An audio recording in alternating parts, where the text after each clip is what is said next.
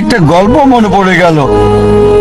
একসময় একজন ফেরেশতা এসে এক লোককে বলল, আমি তোমার উপর খুশি, তুমি যা চাইবে আমি তোমাকে তাই দেব, তবে একটা শর্ত, যা তুমি চাইবে আমি তোমাকে সব দেব, তবে তোমার প্রতিবেশীকে দেব তার দ্বিগুণ। লোকটা বলল, একটা রোলেক্স ঘড়ি আমার চাই। ফেরেশতা তাকে রোলেক্স ঘড়ি দিয়ে দিল। প্রতিবেশী দুটো রোলেক্স ঘড়ি পেল।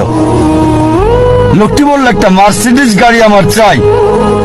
ফেরেশতা তাকে মার্সিডিজ গাড়ি দিল। প্রতিবেশীকে দুটো মার্সিডিজ দিল। লোকটি বলল, একটা সুন্দর বড় বাংলো চাই। ফেরেশতা তাকে সুন্দর বড় বাংলো দিল।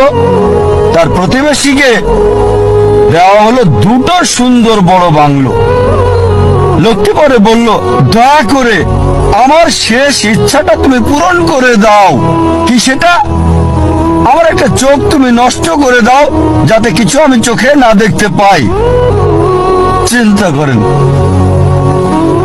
সে তার নিজের চেয়ে প্রতিবেশীকে নিয়ে বেশি ব্যস্ত। তার জীবন সহজ কি জটিল সেটা ভাবছে না সে। প্রাচুর্য কি দারিদ্রতা যাই থাকুক, সে বেশি চিন্তিত তার প্রতিবেশীর চেয়ে ভালো জীবন যাপন করা নিয়ে। এ কারণে সে ফেরেশতাকে বলল, আমার একটা চোখ নষ্ট করে দাও, যাতে প্রতিবেশীর দুটো চোখই নষ্ট হয়ে যায়। এভাবে আমরা প্রতিবেশী কেন্দ্রিক।